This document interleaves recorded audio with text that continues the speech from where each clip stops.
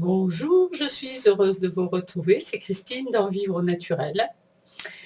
Et aujourd'hui, je vais vous parler de digestion difficile.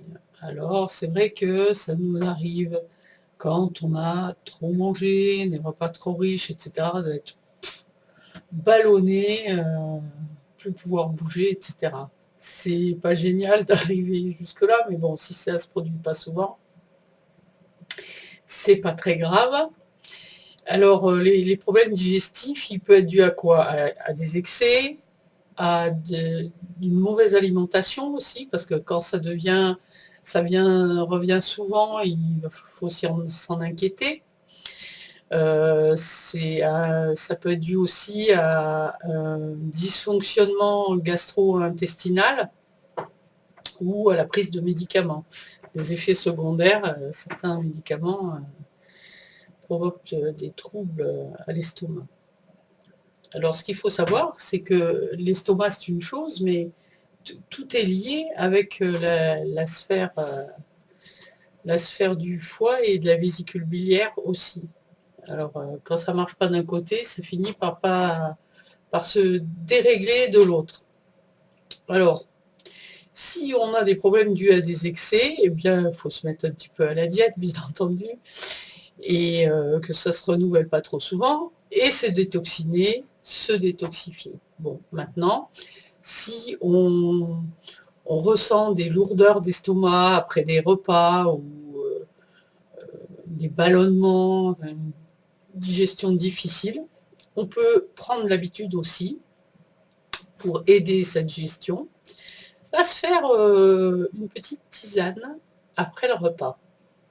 Spécialement, bon, à midi, on n'a peut-être pas le temps, on est en extérieur, mais encore que bon, il y a des tisanes en sachet tout prêt qui sont pas mal faits si on achète des sachets de bonne qualité, mais moi je suis pour les tisanes qu'on fait soi-même avec les plantes qu'on achète et les mélanges qu'on fait soi-même, parce qu'on sait ce qu'on a dans la tasse.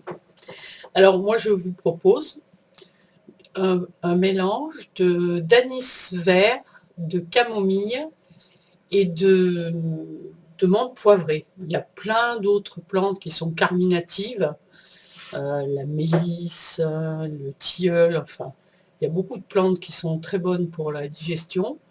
Mais bon, on en choisit quelques-unes. Moi, je vous propose celle-là. Il y en a d'autres, bien entendu. Alors, comme d'habitude, vous mélangez toutes les feuilles et fleurs de ces plantes-là. Vous en prenez une 2 cuillères à soupe, à café que vous mettez dans de l'eau, vous laissez bouillir, vous laissez infuser, vous filtrez et vous buvez ça. Mais je dois dire que c'est aussi une bonne habitude que faisait ma grand-mère après chaque repas, qui n'était pas forcément pas très galénique. Le soir, il y avait la tisane de romarin après le repas du soir. Ça aidait à bien digérer, surtout avant d'aller se coucher, parce que c'est pas bien de se coucher sur la digestion ou pas très longtemps après le repas, ou si on a un repas qui est trop riche le soir, on dort pas bien, on n'élimine pas bien. Donc la tisane du soir, ça peut faire cliché de vieux grand-père, mais c'est quand même efficace et je veux dire bénéfique. Voilà. Alors le bar à tisane d'aujourd'hui est terminé. Je vous dis merci de m'avoir écouté et à très bientôt.